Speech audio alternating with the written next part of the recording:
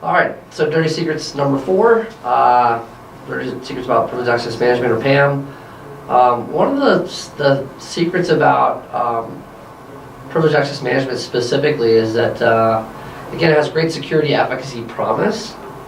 Stopping ransomware attacks, which is, ransomware attacks are WannaCry or Petra. A lot of them are stealing credentials from privileged users and using those credentials to access data and encrypting data in place.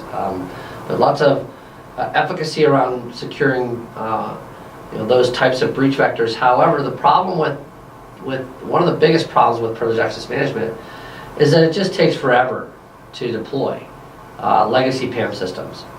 What do I mean by that? Well, it doesn't matter if you have on-prem or cloud deployments. Almost all legacy PAM vendors have a fair amount of infrastructure, at least at the gateways, that you have to deploy within admin segments, so that you can broker or connect to, over that admin segment, the management interfaces on routers, switches, firewall servers, etc.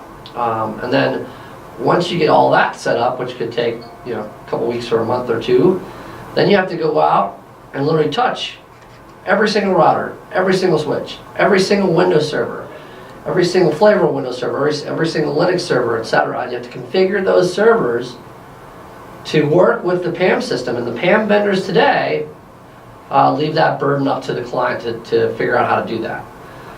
So we at OverWatchID, we always look for things to automate, and we look for opportunities for automation. And we use things like Ansible Playbooks, Chef, and Puppet to literally do all that manual heavy lifting on touching all of those technologies and getting them to automatically onboard into our solution. So we use things like, again, Ansible Playbooks, for instance, to configure a Windows 2008 R2 server. We'll use that automation to automatically upgrade TLS from 1. to 1.3. We'll enable PowerShell commands that are necessary to rotate credentials. We'll add Windows firewall rules. We'll create remote user or RDP remote user groups if those are already created, or we'll standardize the names for those groups, and then we'll add creds as a read-only level cred. We'll add creds in the admin groups as well. And we can do all of those things. We can do about 100 of those devices in about a minute.